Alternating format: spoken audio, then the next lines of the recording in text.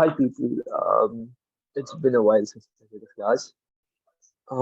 Today's class is just based on an idea that sometimes, in a lot of times in combinatorics, you get questions.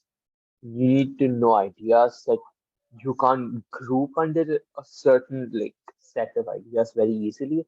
Like you can't say, "Oh, this is a problem which uses pigeonhole or something." So sometimes you have ideas, you need to look at things that are not always easily identifiable or are not commonly studied. So it's always helpful in combinatorics to study lots of different things and just look at some random things, and I think it does help. I'll be going through some things that were on the top of my mind. Hopefully, it helps. So I'll be trying to. I'll so in the first part, I'll be talking about some probability and some expected value things. So yeah, let's start. The first basic question I just want to help answer is, um, so you can have good days and bad days, right? If you have a good day, you have a probability 0.3 that the next day is going to be bad. And if you have a bad day, there's probability 0.6 that the next day is going to be good. What is, say, over a long period of time, what is the percentage of goodness? Did you guys understand the question?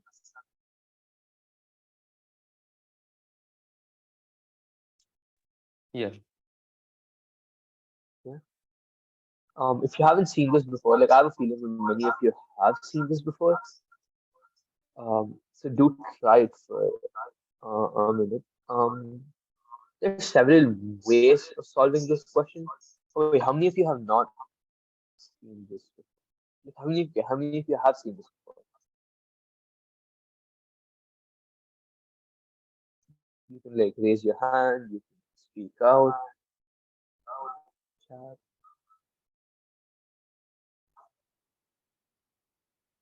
Okay, that's not that many. Um, okay, so here's one way to do it that is somewhat common and is considered somewhat of a standard method when doing probability questions like this.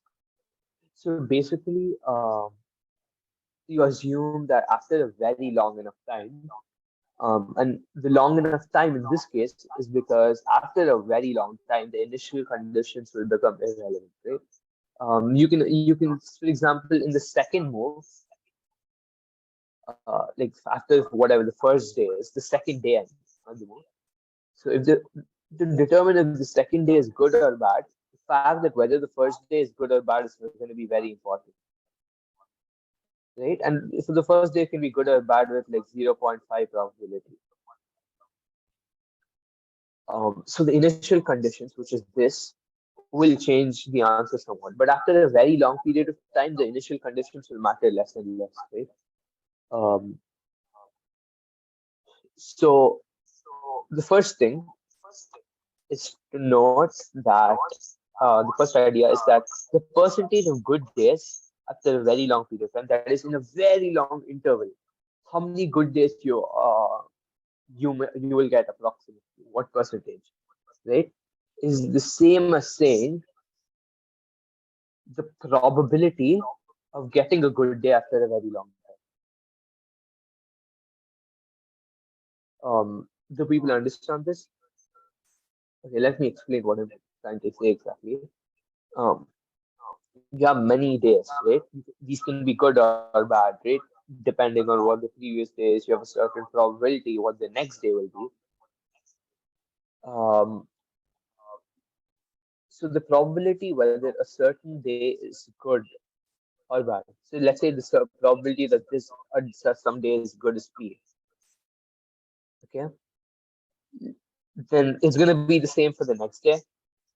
It's gonna be same for the previous day because it doesn't matter that much. This is after a very long period of time. So adding one day or subtracting one day should matter to determine what the if the probability of certain days good or bad. Um, Any questions so far? Do people understand what I just said?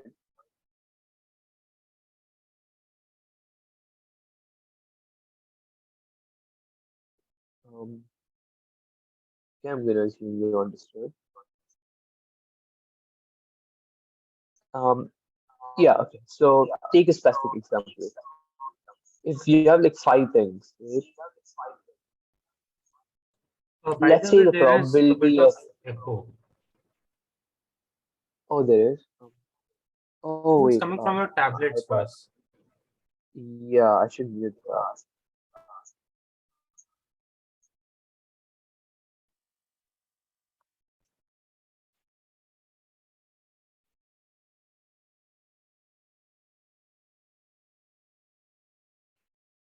It is muted, so why is it? Oh, no, wait. Device one. Yeah. Okay. Is it better now? Yep.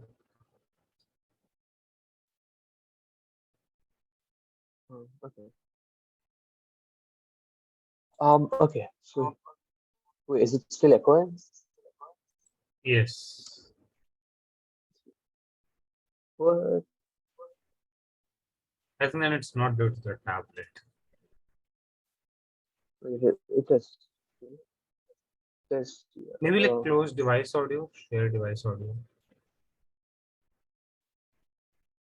What? Or maybe like share device audio, click it, like off it on the screen. Oh, let me read Um, this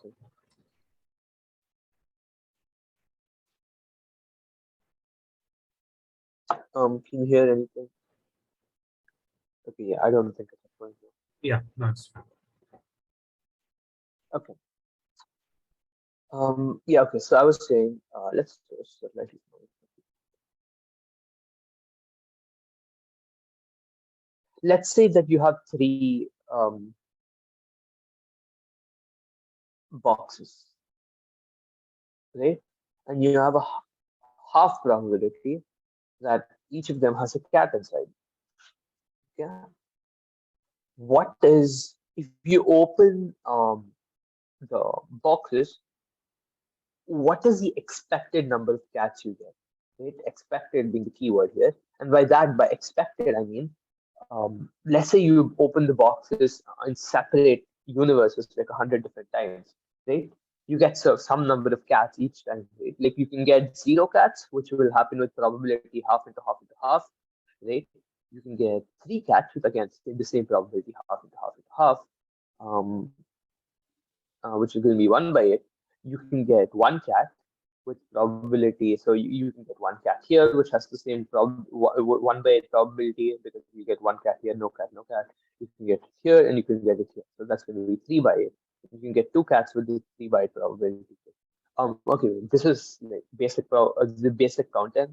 So like, did anybody not understand what I just said? Like, it's okay, just speak up. Like, you can send me a private message so that I can just explain again. Right?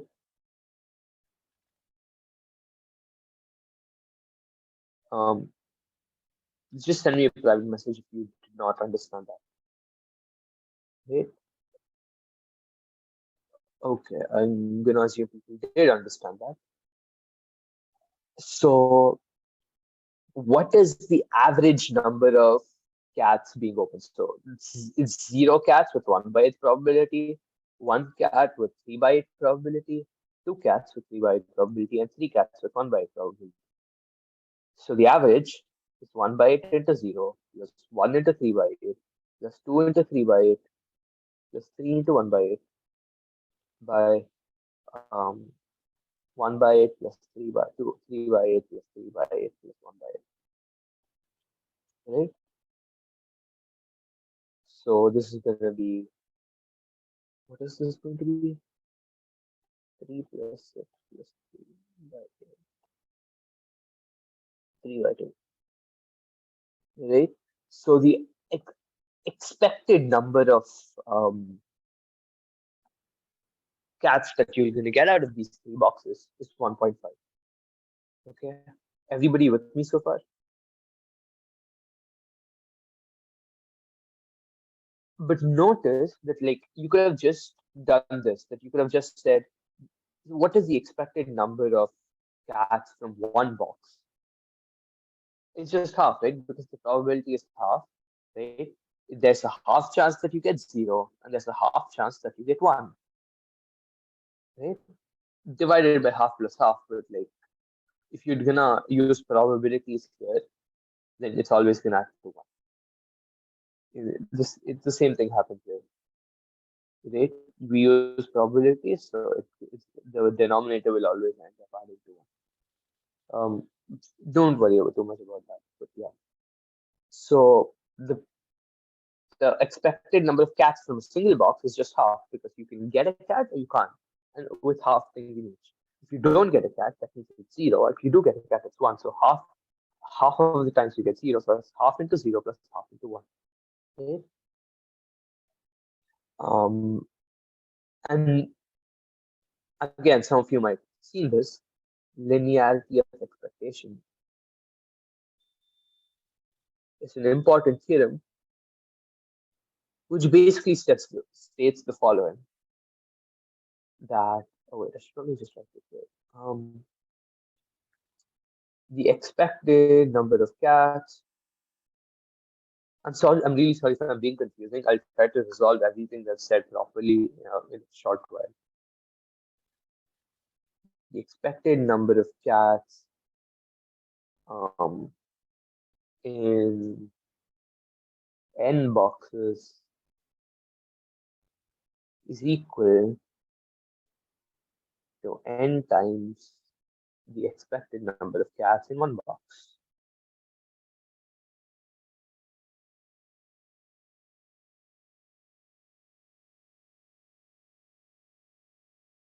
Okay, and this is true. Like I'm not going to prove it, but this is true, right? You can look up a proof. It's there's some summing argument.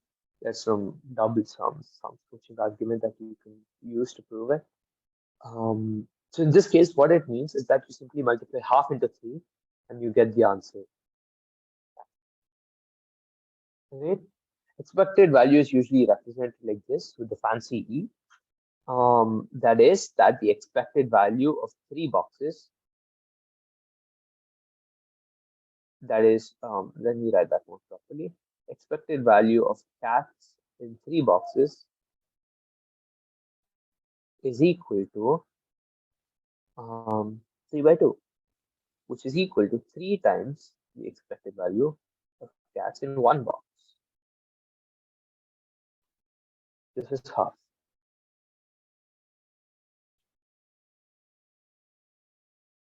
Any questions so far?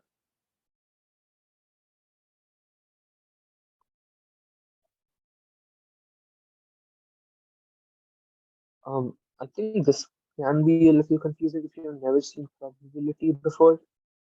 But hopefully, I'm going to be talking about somewhat similar things for a small while. So hopefully, you'll be able to catch up with that. Okay, now let's go back to our example of good days and bad days, right? And I'm going to try and explain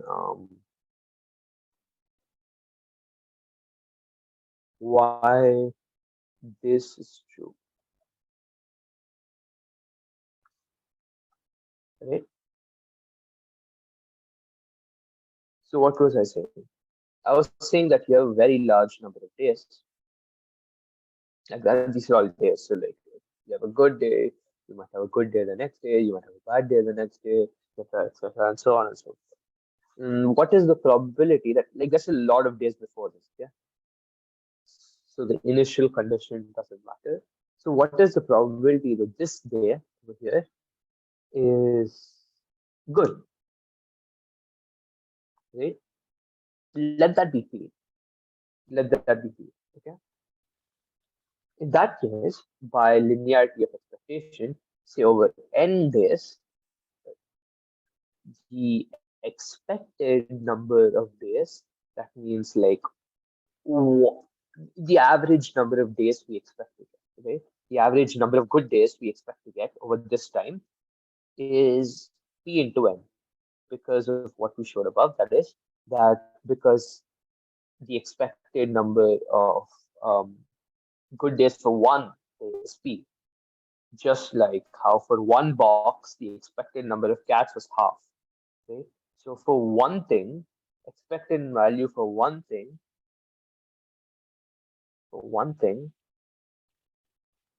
is equal to the probability. This is like, I don't know what I'm writing. Like, I'm writing in a very non-rigorous way, but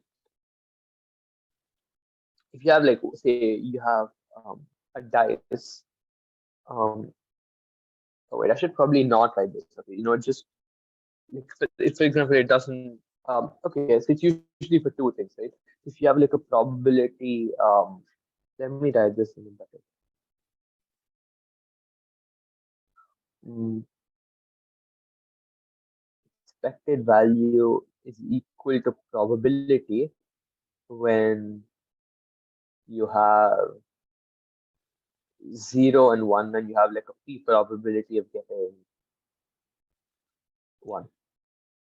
Okay, when you're choosing between two numbers and you have the probability zero point 0.8 to get 1 and zero point 0.2 to get 0, right? You have some random distribution, and you have like you can get 1 with probability zero point 0.8, and you can get 0 with probability zero point 0.2.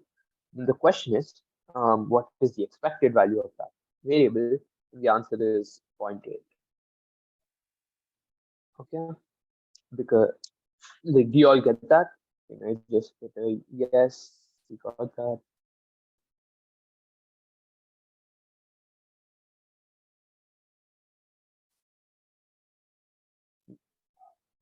Somebody, you can raise your hand, or you can send a message, you can speak up. Thank you. Okay. Um, right. So coming back to the question, But you gave sorry, the Manoj. expected value of good days to be 0.3, right? Can you say that again? So you took here P. I didn't. I can't understand. Like, can you like I think it's just mine.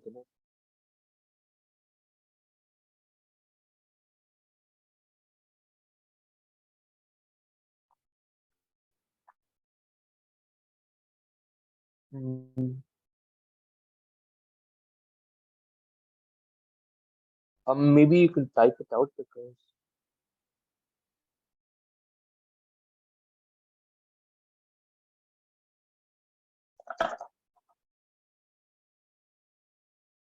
I'm really sorry about that. Shashwat, can you just at starting you took E of good days to be 0.3, right? Um, at starting, so no, so like the probability of there being a bad day after a good day is 0.3. The probability of there being a good day after a bad day is 0.6. If you're asking about the very first day, the initial condition, it's a zero point 0.5 probability for both either a good day or a bad day. Does that answer your question? Okay, awesome.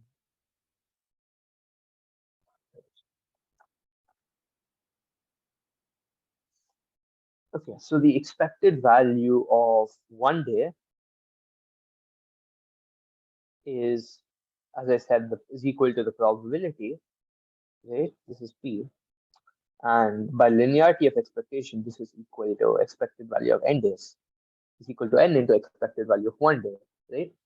So the expected value of n days is np. Um, over a long period of time, right? So in other words, what's the percentage of good days over these n days? That's just n by p into 100. So that's equal to p. Okay. Um,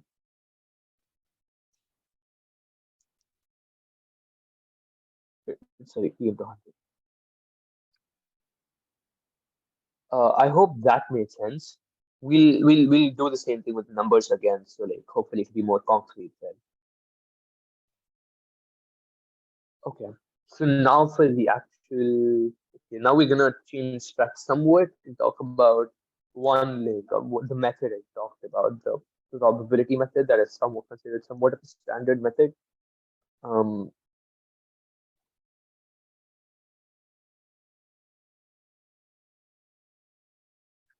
um, so here's the thing. After a very long period of time, right? If a given day is a good day, let's say the probability for that day to be good is PG, and for the day to be bad is PB, right? Now, since it's after a very long period of time, the same probability holds for the previous one. PG is the same probability it's PG for the good day and PB for the bad days, right? We can we don't know the probability for it to be a good day and bad day. Right? We only know the relative probability. We know given a probability, what's the probability for the next day? Right? Well, we don't know. But we know that if for this day, let's say this is day one and this is day two. For day two, the probability of it being a good day, right? Now, if this one was a good day, then there is what probability? Um, you have a 0.7 probability that it's going to stay a good day. Okay? So since if the previous day is good, that means if, so the PG part, so we can write it this way, right? That is, if the previous day is good, if this part of the probability comes true, then you have a 0.7% chance that, not percent, sorry, 0.7 probability that it's going to remain a good day. And if the previous day was a bad day, you have, well, a 0.6%, 0.6 probability chance that it's gonna become a good day, right? And suddenly you have this equation um, between PB and PG, and you can write the same thing for PB actually. That is, you can write if you have if the second day was a bad day, this was the second day, and this side is first day. Yeah? Then um, if the previous day was a good day, there's a 0.3 probability that the next day is going to be bad. And if the previous day was a bad day, there's a 0.4 probability that it's going to be bad, right? And you have two equations and two variables. So let's just compute the answer. From the first equation, you get this.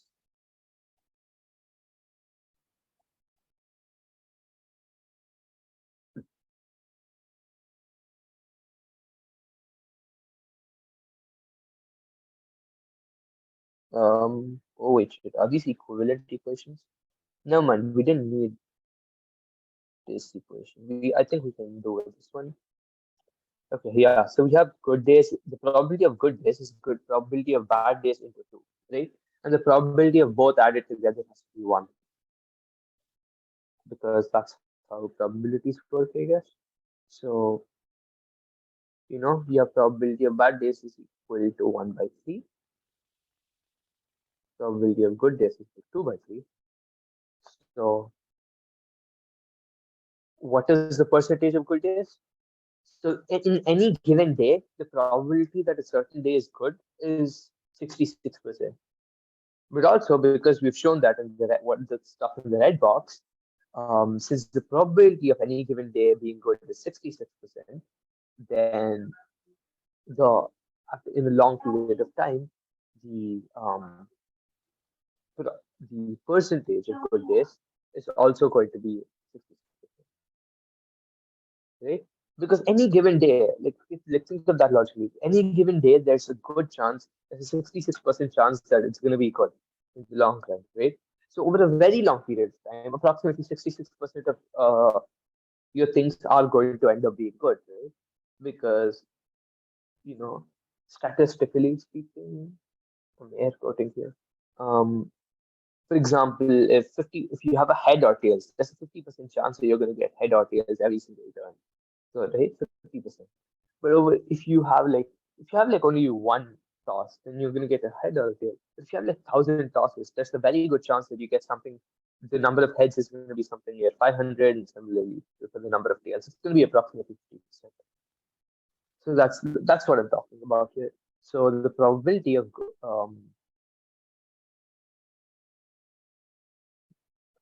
good days is equal to this, but this also the expected number of good days over a very long time. Questions. I threw a bunch of stuff which might have gotten very confusing if you haven't seen this stuff before. Any questions? Feel free to unmute yourself and ask. Type it in the chat. Is everything clear?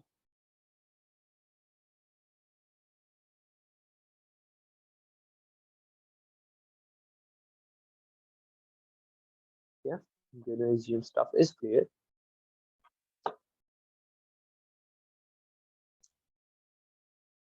The simultaneous equations was for subsequent days. Correct.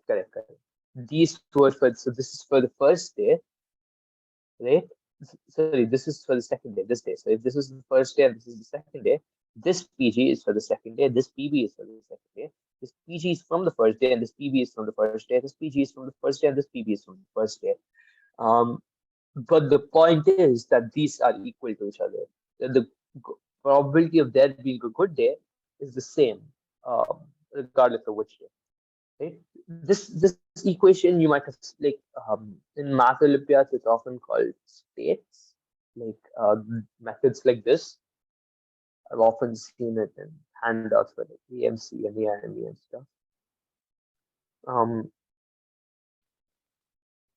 for example, we're going to do one more question with this method, so hopefully it should be clear.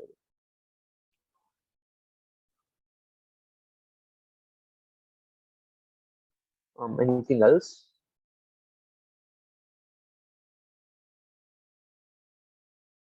Did that answer your question?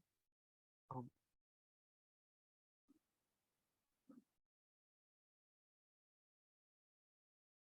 so these equations are connecting the LHS to the RHS. They're connecting two different ways, right?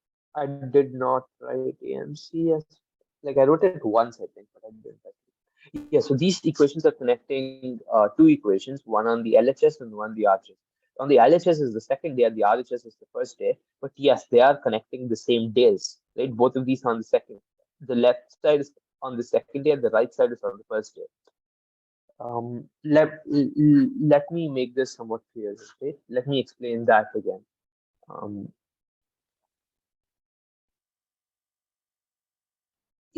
If you take a very large number of possibilities, there's a PG PG of the times, right? If PG is 0.3, the 30% of the times, this is going to be good, right? And out of those 30%, out of that 30%, right? If this is going to be PG, okay, let's say PG is some number, 30%, right? Out of that per PG, now you're going to have some percentage of good days, and we thought that the good days to good days percentage is 0.7, yeah, 70%. So 70% of this is going to be good, and 30% is going to be bad. Okay, and now out of the rest 70%, which we are going to assume is PB, that this first day was bad out of a very large number of possibilities. We were told that the bad days to good ratio is 60%.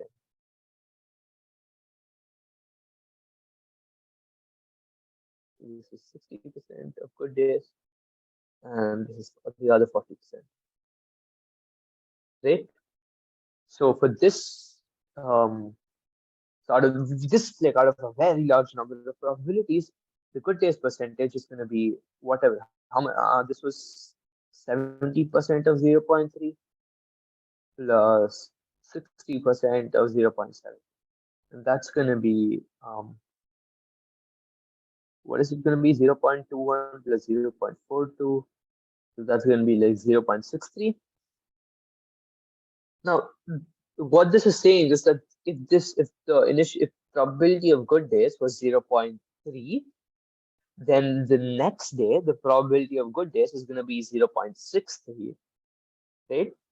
Which is somewhat fine, but like over a very large number of days, we expect each day to be symmetric to the previous one, right? Because it doesn't matter. It's sort of translational symmetry, if that makes sense. I think you can intuitively understand that. So the probability of good day in one day should be equal to the probability of getting a good day the next day too. And this is not equal. So this is the 30% is not the probability. And how do you find the probability? Well, you take this to be, is it 0.3, you take it to be p, right? And you add up the good days and equate it to itself, which is what we did here, right? We said that this green thing, the summation of this green thing, wherever p is, we vary the line, this black line over here, we vary this black line over here, and say that wherever it is, once you add it up, the percentage of good days should be equal to the green thing in total, because the probability of good stays the same over the 2 days. Okay, I hope you understood that. Awesome. Okay. Method two shouldn't take very long. Um, this is, you can solve the question this way, but this is also a question I wanted to ask. I want you all to try this for a minute. What is the average length of good chains? Right? And what do I mean by that? Well, you can have good, good, good, then bad, then good, then bad, bad, good, good, good, good, good. Right? So, for example, here there's a good chain of length 3, there's a good chain of length 1, there's a good chain of length 4. So, what is the average length of these good chains? Right? Over a very long period of time, again, right? There's some blah, blah, blah, blah, blah, blah, blah. That's a bad example, blah, blah, blah, blah. What's the average length of a good chain or a bad chain for that matter? It should be this equivalent calculation. But what is the average length of a good chain? So, can you all try this for a minute?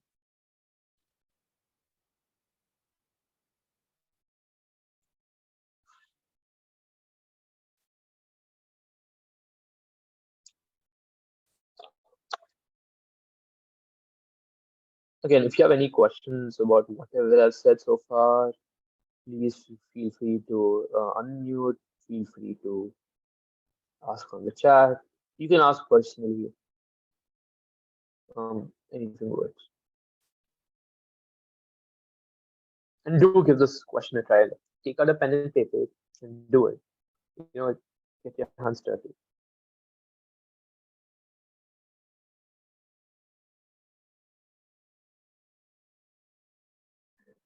Oh, by the way, a better way to phrase this question would have been, what is the expected length of good chains, right?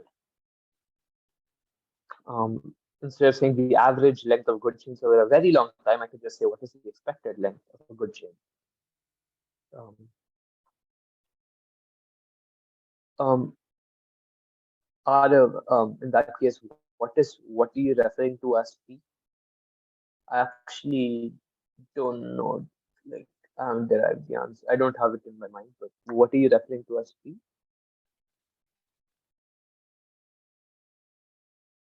Probability of good day. I think that's right. I think that's right. Or it might be the inverse. I'm not sure.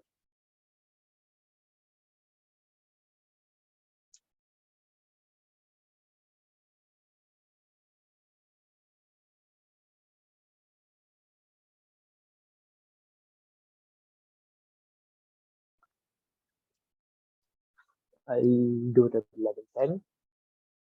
Sorry, I mean 48:40.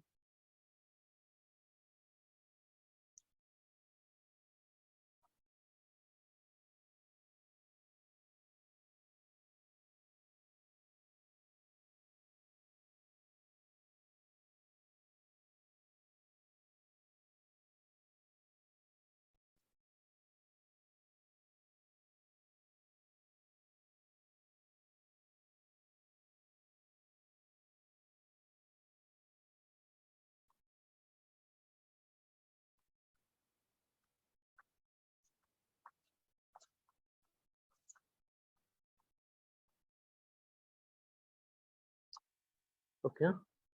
Anybody else? Anybody want me to wait, or can I go on and do this one?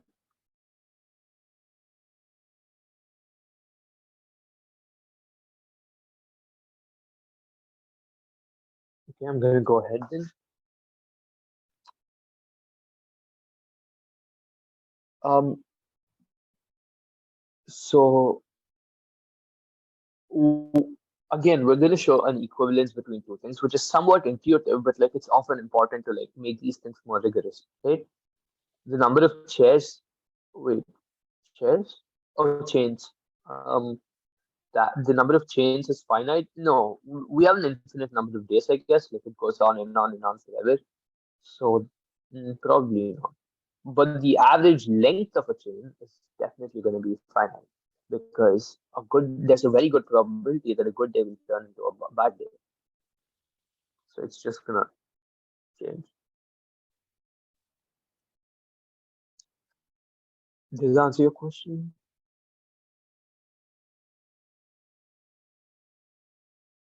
Austin? So what? How do you calculate? Just that. How do you calculate the average length of a chain? Right? Um, well, okay. When does a chain end?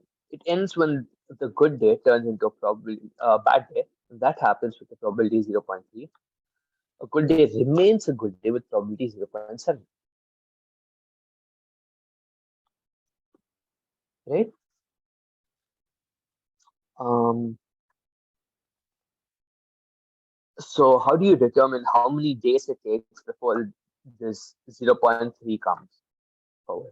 Okay, so let me phrase this another way. You have, let's say instead of 0.3, you have a 50% chance that if given a good day is good, the next day is going to be good or bad by with a 50% chance, right? So how many days should it take approximate on average before, if you have a good day, for the next bad day to come? Right answers?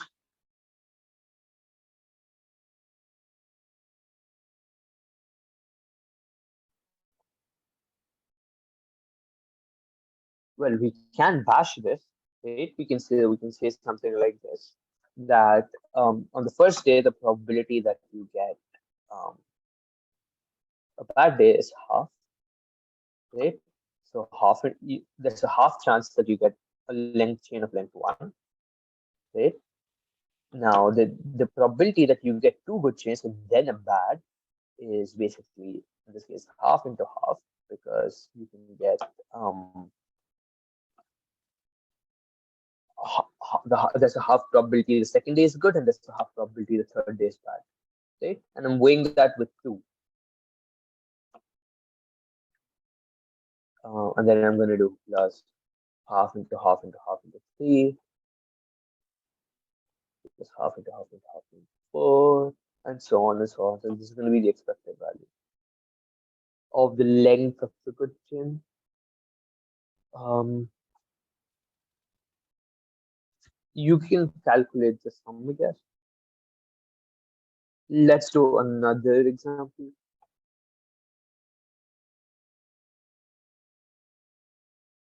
Should we multiply this with another half? Because since at the end of the chain we need to convert to bad day. Um, I think I've multiplied by one extra half for that reason. So, for example, if you only want one day, um, then um, you're gonna have to have one half probability, because we need a half probability for it to turn into a bad day, right? And if you have two good days in a row, then you have a half probability the second day is good and half probability the next day is bad. So we've taken into account that that's bad. Won't we take into account in the starting and ending bad day? So I am taking into account the ending bad day, right? Because of this, the starting bad day I am not taking into account because I'm only calculating the average length of good chain, right? So if the good day never starts, we're not even concerned about it, right? If the once the good day starts, once there's a G, that's when we start counting, right? in the question, if number of chairs is infinite, then how average length of the good chain can be finite? That can be anything, right? There's no pattern. Um, it will be finite because while the number of chairs is infinite, so you have like say three good chairs, four good days, sorry, four bad days, two good days, one bad day, five good days, two bad days, and so on and so on. And you can take an average of these numbers, right? Um, it's going to be a finite, like the average of all these numbers is going to be finite. For example, what is the average length of a chain of even numbers in the integers?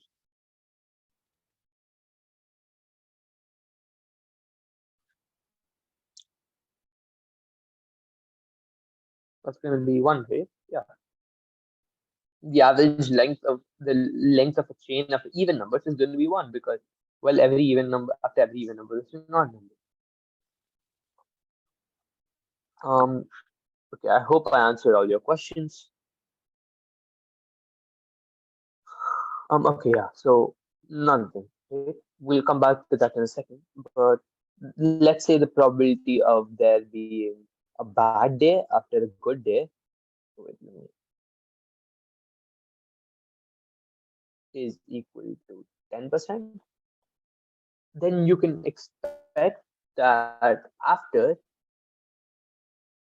on average, right, this is 1 by 10, after every 10 times, the good day is going to turn into a bad day, right? On average, right?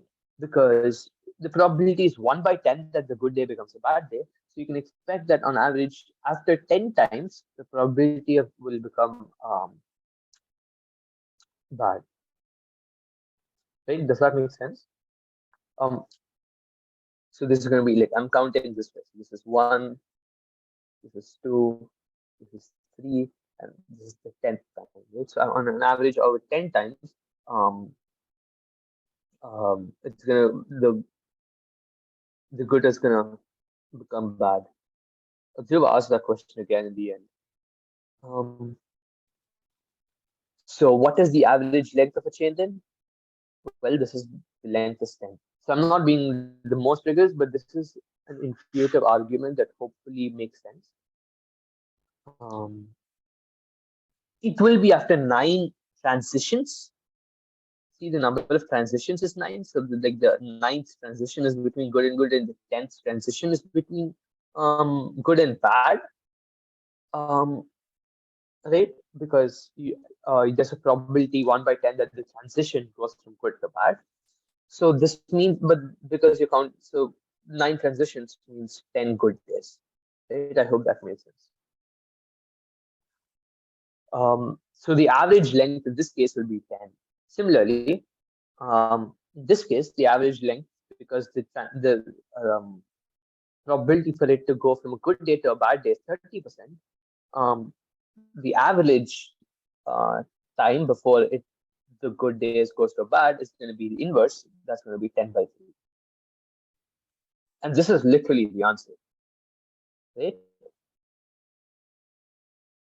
For this question, there's the average length of a good chain. If you like actually simulate this, it's very easy. You should go to a computer and try and code this, and like try and get a very large simulation, calculate the percentage or whatever, and you should get something extremely similar, right? If you do this exact same question that go to a computer and tell the computer that a good if you have a good day the next day, if bad day with this probability is bad day, calculate the next day and so on and so forth, and let the computer do a simulation of like I don't know 20,000 days or something and calculate the percentage of good days in that 20,000.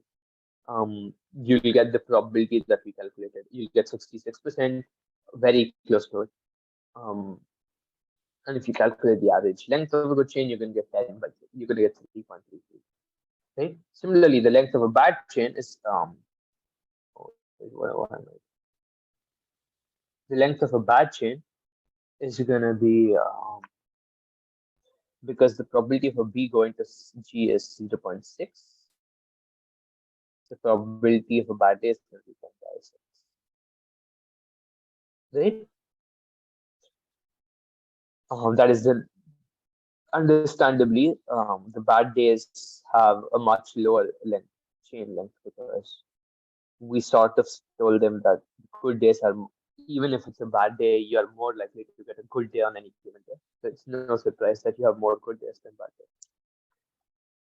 Um, and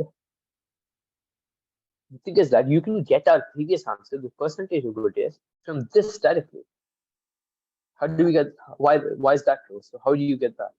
Um, well, you, on average, you get a certain number of good days, you get a certain number of bad days, and you get a certain number of good days, and you get a certain number of bad days. And we've said that the average length of these good chains is, say, it's G, right? We know that it's 10 by 3. We know that the average length of these bad chains is B, right? And over a very long period of time, well, these are going to be sort of like the average value is basically going to be equal to B, right? And in a long interval, the sum of these is going to be equal to something, how many ever there are times B, because the average is B. So you can expect that the probability, that the percentage of good days is simply G by G plus B. Right? It's the average length of the good chain by average length of the sum of both chains. Did everybody understand this? This will give you the answer if you can just check. This is 66%. Did everybody get this idea of using the average length of chains to get the answer?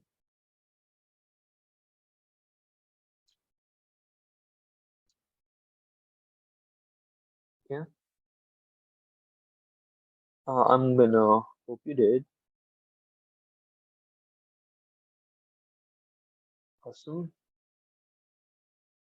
Oh, yeah, I forgot one other thing which nobody else does. So the answer for this is P. This answer for this is, can you also write this as P by 1 minus P, where P is the probability of a good day. Um, Let me just quickly verify that because P here is 2 by 3.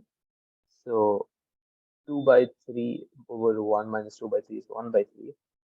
Um, so that's 2. So unless I'm doing something, I don't think this answer is right.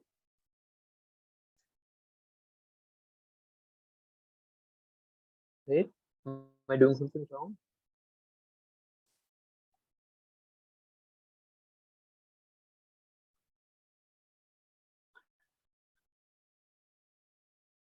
Um,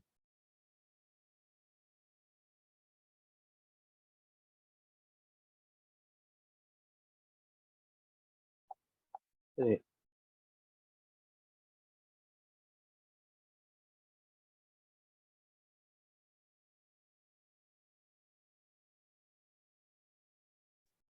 So what was I planning to do next?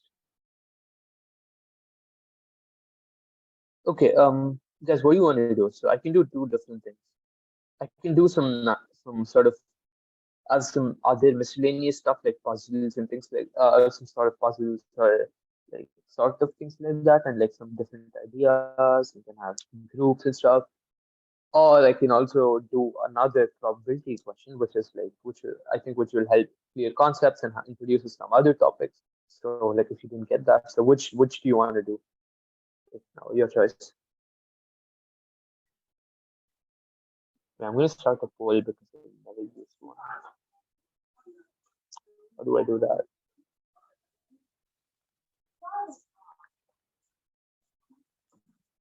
Um, Wait, okay, no, I can't do that. But guys, please let me know. Like, what do you want to do? Do you want me to do this other probability question and explain more about probability, expected value, or do you want me to do some other types of questions?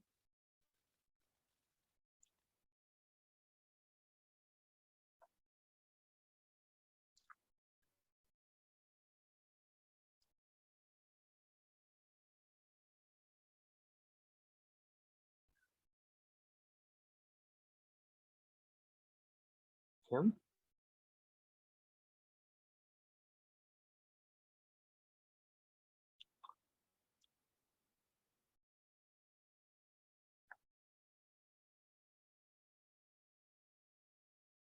That's true. Okay, I got two people asking for other types of questions and one person saying probability. So I think I'm gonna go with other types of questions. Okay, I'm gonna go with other types.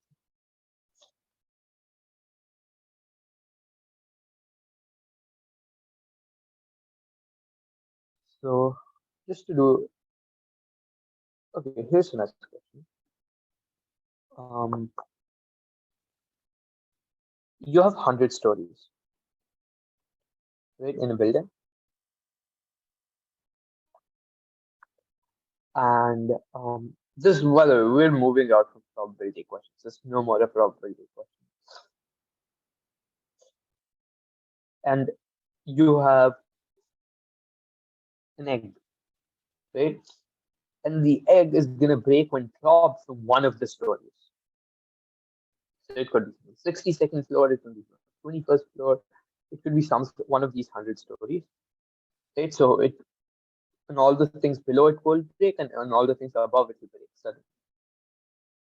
And now and you have exactly two eggs, and you need to find a way to find out which story is you know the story where it starts breaking. And you have only two eggs, so once it breaks, you can't reuse it, right? And you need to do it efficiently. For example, you can, if you only have one egg, the best thing you can do, because like you can't start from the top. It's obviously gonna. Okay, so you have 100 stories, right? In the building, 100 floors, and you have a certain egg that's gonna break from a certain floor, and you don't know what that floor is. You need to find out what that floor is, right?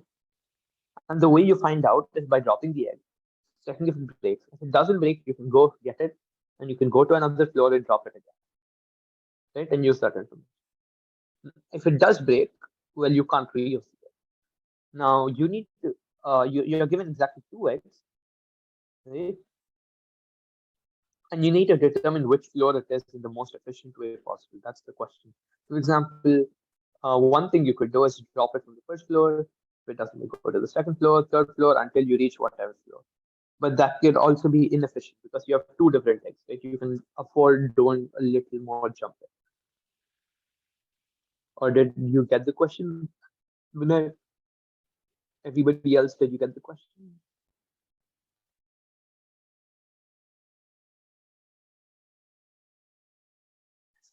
Start at 50, and if it breaks, go to 25, or if not 75. Um, Awesome. Okay, so that does not work actually. That is a common answer, I guess. Binary search. Binary search is a common answer where you start in the middle and then you go. But that doesn't work because you only have two eggs. So, for example, um, let's say the thing is in the 12th floor, right? It breaks from the 12th floor. If you do it at 50, it's gonna break, right? And then you go to 25, and then it's gonna break again. And then what are you gonna? You don't have any other egg. You can't do it any more times, right? So that binary search does not work. Right? Um, you dropped from the 14th, 27th. Um, can you just explain like why you got those numbers in this period?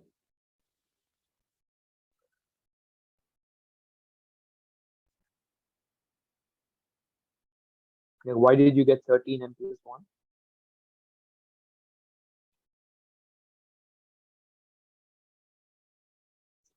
The maximum. Okay, so the another answer that was suggested was this. Right.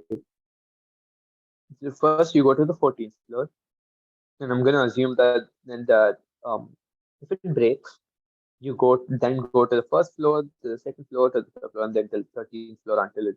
Like, so you have a maximum of, in this case, 14 opportunities.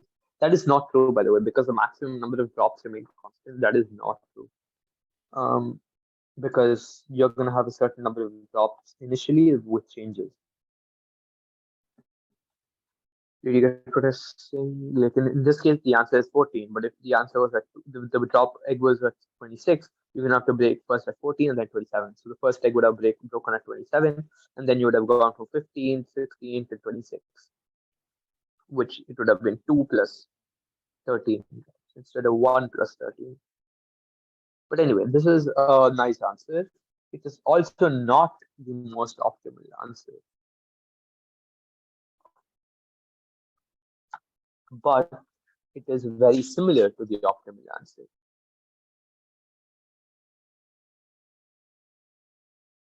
You can modify it to be 14, 26, 38. Um, you don't need it to be exactly the same maximum number of drops in a constant. I mean, I think that aesthetically it does look nice, but like you don't need that to happen,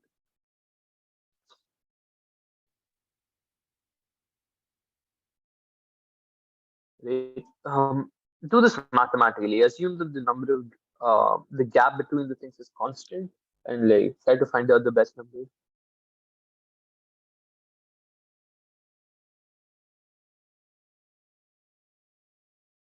This is just about like finding an algorithm that works, that gives the maximal. And in general, just as a note, studying some informatics stuff can be useful for math Olympiads, like some algorithms and stuff. It helps you think in a different way sometimes and approach some questions with a different mindset.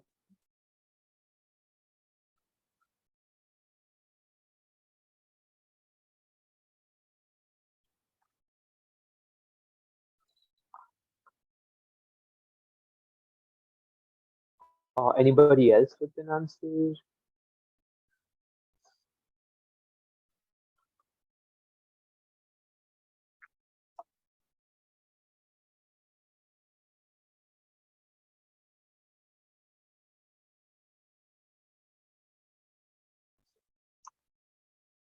Okay,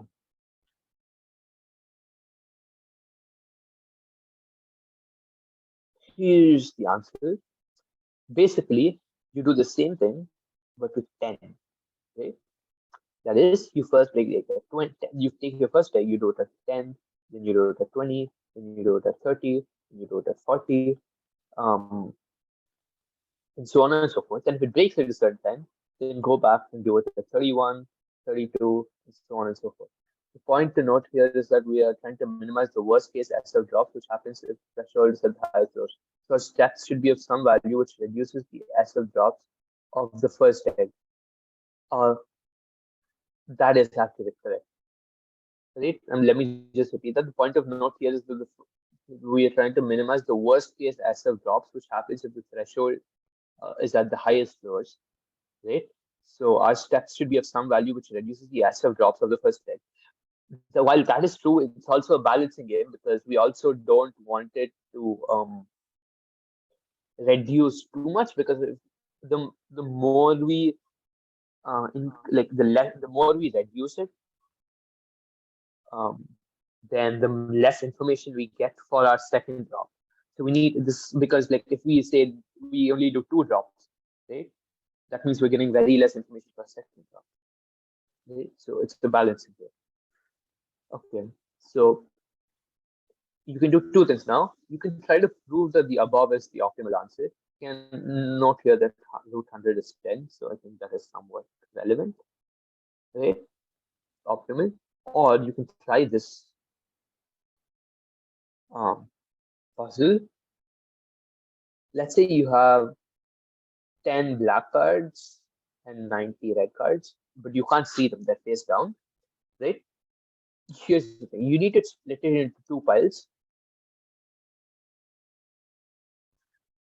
Um, it doesn't matter how many are in each pile, you just need to split it into 2 piles such that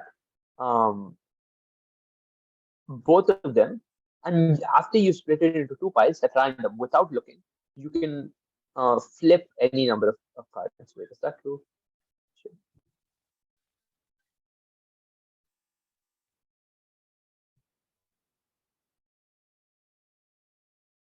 Um, yeah, you can flip any number of cards you want. Like you can't see them, but you can flip any number of cards. And your objective is to get an equal number of black cards in both piles. You can just split it into any two parts, and you can flip anything you want by doing it.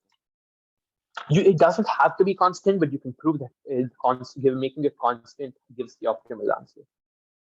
I'm gonna be back in a minute, so you can do either of these things. You can like prove the above or try this later. Any questions about the result? Okay, I'm gonna be back in 2 minutes.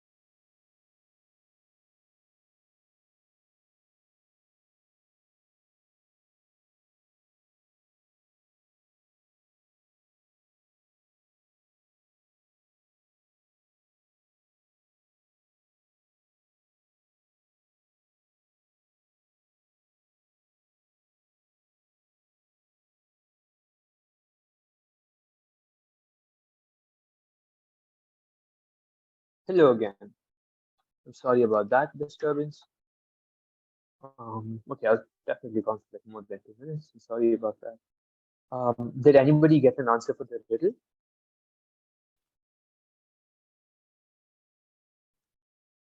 Or the proof for that matter? Get a few recommendations for combinatorics.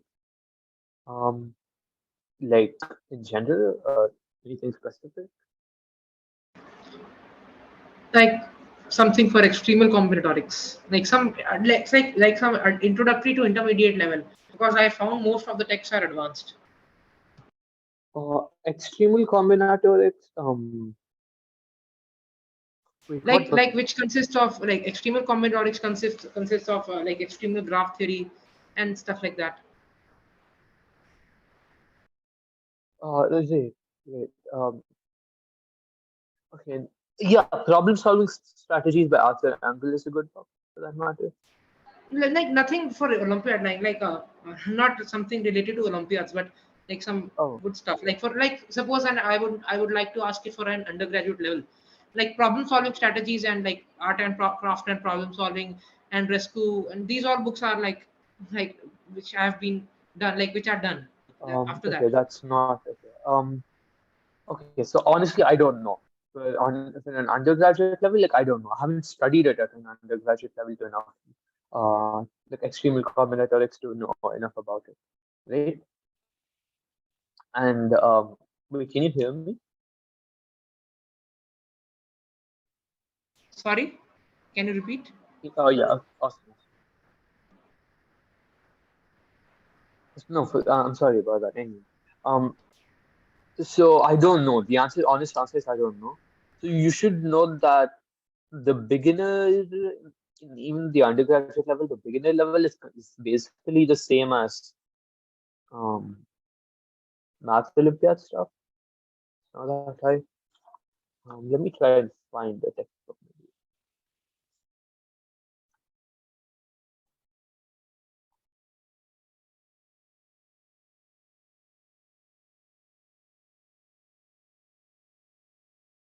Maybe.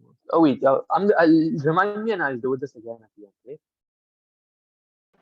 Yeah, um, you can also do Otis excerpts. But yeah, that's again a Math Olympiad thing. Okay. Okay, so let me read this other question. Let me repeat the second question. Yes. So you have 10 black cards and 90 red cards. You know that doesn't have, but they're all face down, right? What this is your goal, right? You need to split it into two piles, and you can flip any number of cards. Okay, by flip I mean you can't see them, but what you can make the red cards black magically, and you can make the black cards red. Right? You can't see them. You still can't see what you're flipping. Um, and you need to do these two things. You only have these two moves. You need to do it in such a way that there's an equal number of black cards in both piles. Okay, that's it. Okay, now let me read this other question. Yeah, Otis units are cool for external combinatorials, but again, not at an undergraduate level. But I'm sorry about that, Goodman, but like I actually don't know much about that. But remind me again at the end. Okay, before solving the two egg problem, suppose we start solving the one egg problem. Suppose we have one egg in t, right? So that clearly let minimum ways be d1 into t. So clearly d1 t is equal to t, right? Because so if you have okay, so the thing is that if you have only one egg, you need to go one by one. There's no fancy strategy because you only have one egg, right? You need to go to the first floor, then the second floor, then the third floor, and so on and so forth. Right? You can't do this splitting thing. When we drop an egg off floor, we explore that floor. The egg breaks and we're forced to explore the lower with one egg at t minus one size. So if the egg survives, then we can move on to the upper floors with two eggs and t minus one size. So the total distance that we explore with two eggs and t size is one plus um okay, yeah. Hi. Uh Hi Shivana. Okay, so Shashak, what are you trying to say with that thing? With the formula? Can you get the answer? I'm actually unsure, to be honest.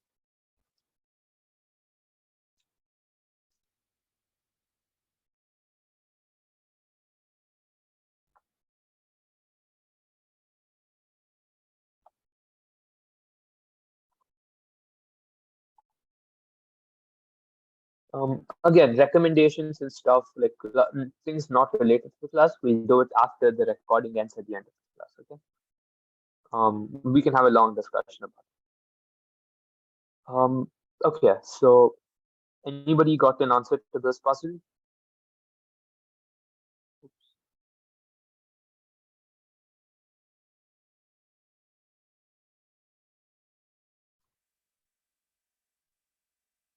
Anybody else not?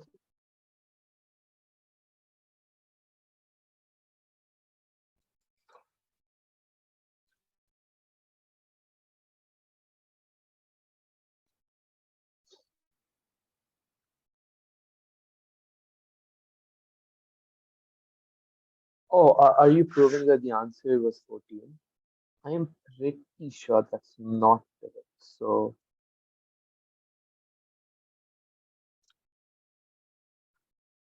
we're forced to explore the lower tiers of one again.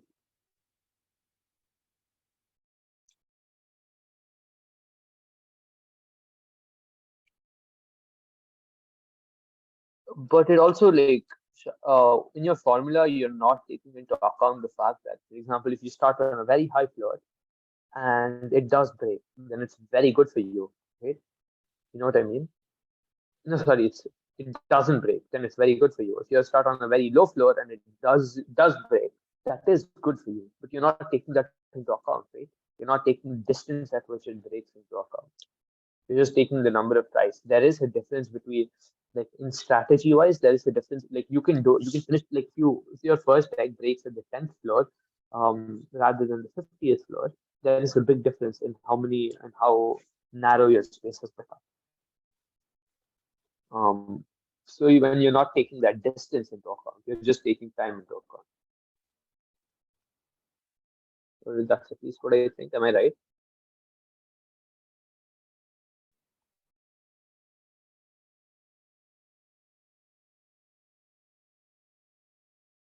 Okay, guys. So the strategy that was suggested was, oh, okay, awesome, awesome. Yeah. So the answer is, as I said, this is the optimal strategy, going with 10 each. Okay. Um, for one thing, like for the easiest, slightly easier question, you can assume that um, going an equal number at a time. That is, you're skipping the same number every time. Then you can show that 10 is the optimal. You don't worry too much about that. This is, I gave this question somewhat because thinking of algorithms can be very useful, right?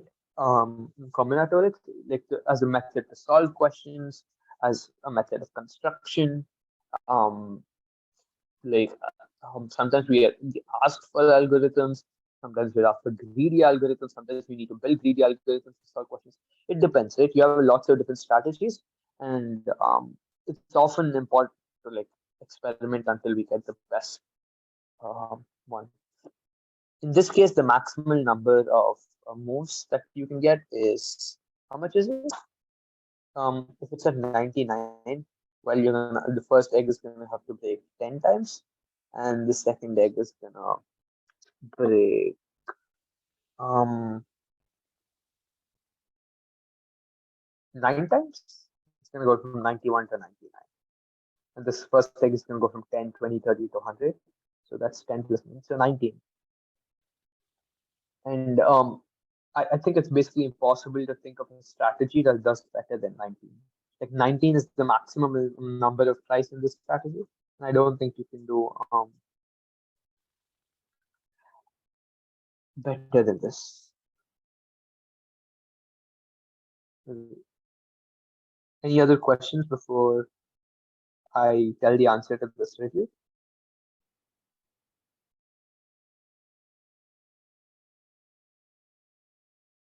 What would the strategy be for 3x? That's a very good. I'm not 100% sure, but I think the answer should be that you, in this case, like, take the cube root of 100, right? So, for example, instead of 100, if the answer, like, if the number, just to get a convenient number, was, what is it going to be? 216, right? 216. Then you would, I'm not actually 100% sure, but yeah, so if the answer was 216, I think what you would do was that if you had three eggs, I mean, you would first go to 36, and then you would go to 72, and if it breaks, then, for example, if it breaks to 36, then you go to 6, you go to 12, and so on, and then you go to 1 to 6, and so on. And if you have fourth root, you take a fourth root, and then you start with the cubes, and then you go to the squares. In this case, if you have a cube root, you start with the squares, You go to 36, 72, and so on, and then you go to 6, 12, and so on, and then you go to 1 to 6. Since you have three, so this is your first egg, second egg, and third egg. Did that make sense? Like, did the general strategy make sense? But I'm not 100% sure if it's true or not, but I think it is.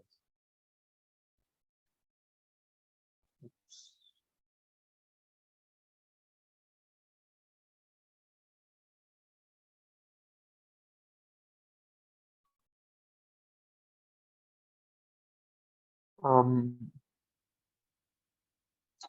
okay. So wait, do you guys want me to answer this puzzle, or like, do you want to figure it out on your own as like just whenever you're free? It's a nice puzzle.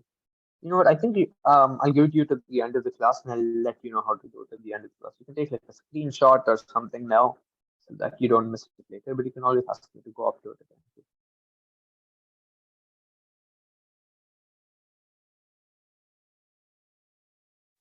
Okay. I again have a choice. I can do some group theory and ask some questions related to group theory, or I can do that probability question. Again, what do you want? Please just like speak out. It's okay. I mean, don't wait for others to do it. You do it. It's like, what do you want right now? The probability question or group theory stuff? Probability, okay.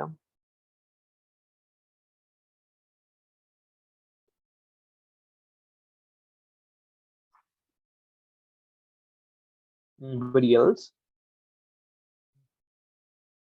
Yeah. Probability it is.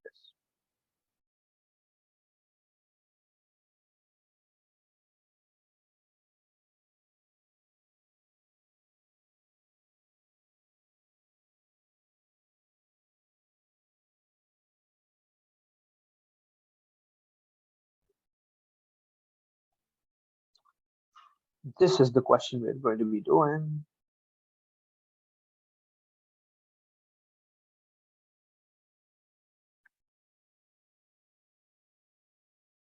What did I do? Oh, wait.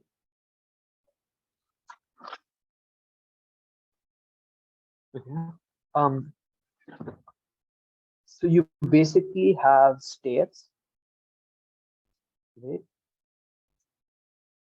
Um, all of these states represent, different things.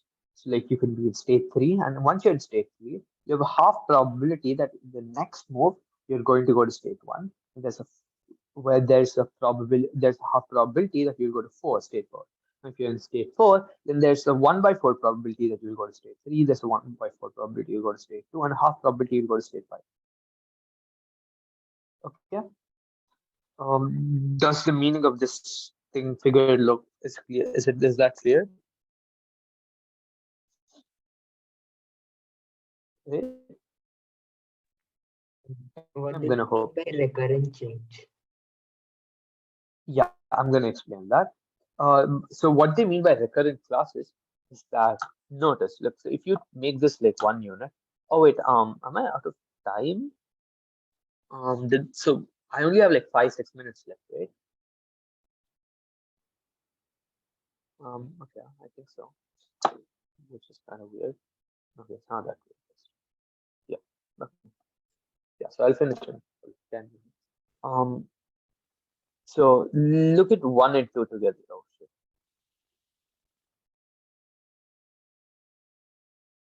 Right?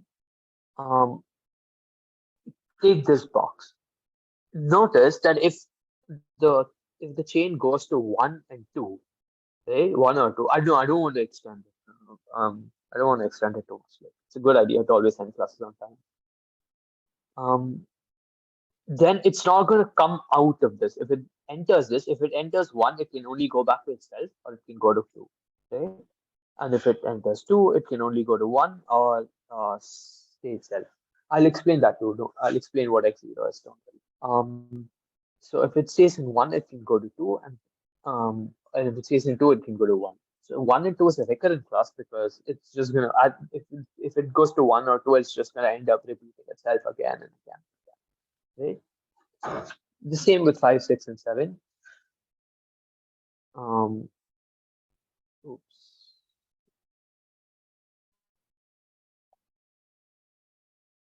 Oh, come on. Oh, what the hell?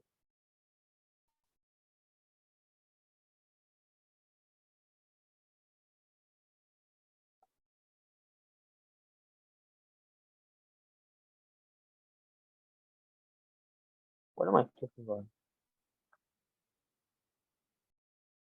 Right? The same with 5, 6, and 7.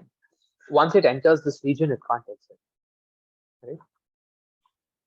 Now the thing is, eventually, if you start, okay, if you start a chain and either 1 into or 5, 6, 7, it's just going to stay there, right? If you stay, now the more interesting thing is when you start in 3 or 4, it can go to, if when you start in 3 or 4, it can go to 1 and 2, or it can go to 5, 6, 7. The thing is that it's not going to stay in 3 and 4 forever because there is a very, very, very good chance that eventually um, one Hello. of these things is going to taken out. Yeah, What is x0 over here? I'll explain that in 1 minute. I'll explain that in 1 minute. Here is basically the initial state. Right? Here's the initial state. Yeah. Oh, Once yeah, it goes into R1 or R2, it cannot come out of it. correct. So if x0 equal to 3, so probability. So the thing is that um, it cannot stay in 3 and 4 forever. Like it can just like circulate between 3 and 4 a few times, but eventually it has to get absorbed into one of these things because the probability that it's just going to stay in 3 and 4 is minimal. For example, if it starts at 3, the probability it goes to 4 the next time is half. The probability it comes back to 3 is 1 by 4. The probability it goes back to 4 is half and 1 by 4 and so on and so forth. This is going to just basically goes to 0 as time goes on. Right? So it has to go into one of these two things eventually. Now the question is, it has to go into either this or this, right? It has to either go into this one or this one. The question is, if the initial state is like 0, is 3, that is, it starts over here. What is the probability that it gets absorbed in this chain as opposed to this chain? Okay. The probability of it getting to R1 is 1 minus R2, right? But Correct. the probability of it going to R2 is probably half into half. Then Half 3 times 1, probability half. of it going to R2 is half into half. Right. That is not true. For example, you also need to include the probability of it going in. Then, for example, it can go like that. It can come back. Then it can go and then it can go Yeah, back. yeah. So at least it is at most half, 1/4. So You know, it's at least half. at most So there's at least 1 by 4. Sorry. yeah. Correct. It's at most 1/4. So, but if it repeats, sorry, can I see the diagram one more time? Okay, but if it repeats through 3 and 4 for some time, then probably like half into 1/4 into half into 1/4 some number of times, then again multiplied by half. Then it will just stay in R2. Um, okay, then it will be just 1 minus that answer. Okay, sure. That is the correct strategy. Right? But if Basically, from okay. 3 can go direct, the probability of it going directly to 1 is half. So Three, um, not entirely because it can go to 1/2, then it can go come back, and then it can go. yeah, at the starting. So at the starting, the probability of it going to 1 is Yeah, half. correct. Correct. So what does x0 mean again? Is it like the starting point? Yeah, correct. It's the starting point. So okay, at the start, the probability of it going to x1 is going to r1 is half. Mhm. Then okay, then assume it. So if that's not the case, plus the chance probability of it going, then it will go to 4. Then the probability from 4 it going all the way going to r1 again is 1/4, right? So Okay. is 1/4. Yeah, half times 1 over 4. Or you can go back to, Or it can go back to 3. and then go Then again a half, then and then it, it can go back. yeah. So it's between these two cases. It goes directly to 1, or it goes to 4 then to 2, or it comes back to 3 then goes to 1. So Mhm. those are the only cases. So you'll probably have like half plus 1 times 2 plus 4 plus 1 times 4 times 1 by 4 times 1 by 2 Which times is 1 1 by 2 plus 1 plus by 2. 2 cube plus 1 by 2 power 4 plus 1 by Yeah, 2 power 6 half plus 1 by 2 power 7 plus 1 by 2 power which is 9. equal to 1.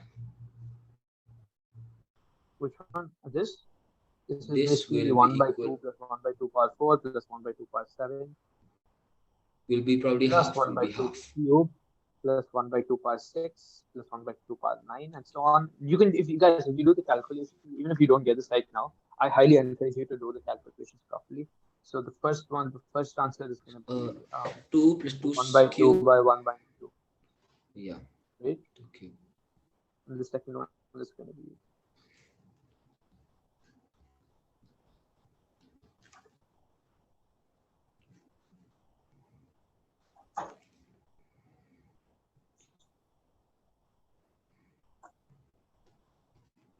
yeah. So this is 5 Yeah, by 7. 5 by 7. Okay. There's a 5 by 7 chance that this, if it starts at 3, it's going to end up in one of these. And there's a 2 by 7 chance that it ends up with this. Right? I'll quickly enumerate another method that is, you might consider a more standard method, I think, in probability often.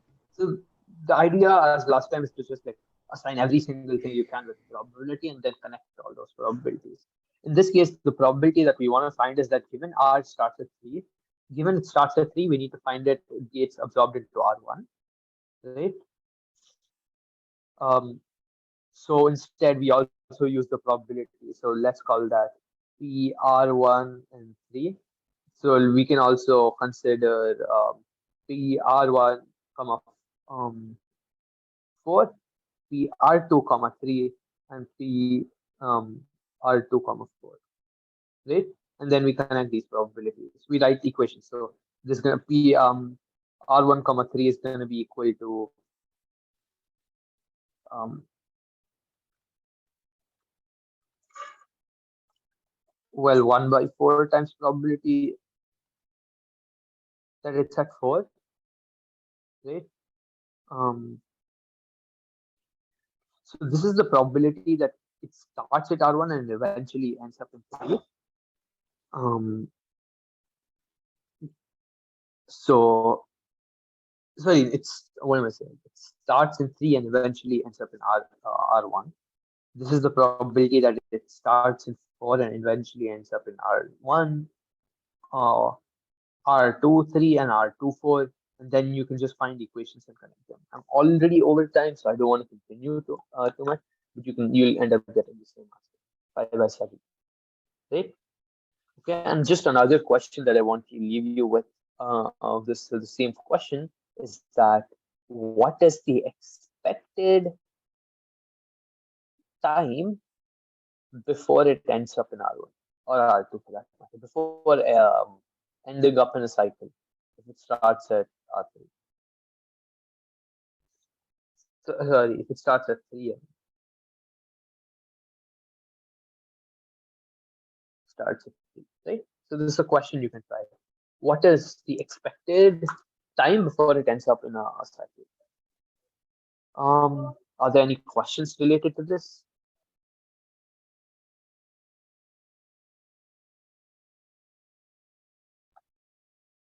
I'm sorry, I rushed a little in the end. Um, okay, Pranav, can you stop recording? Yeah, sure.